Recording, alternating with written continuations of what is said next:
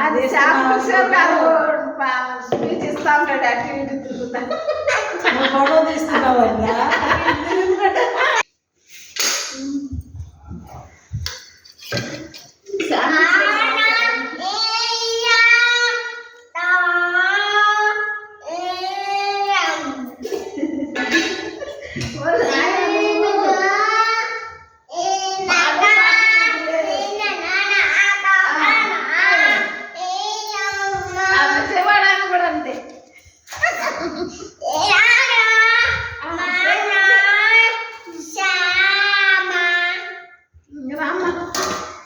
అమ్మా చాలే మా కడుపు నిండిపోయింది.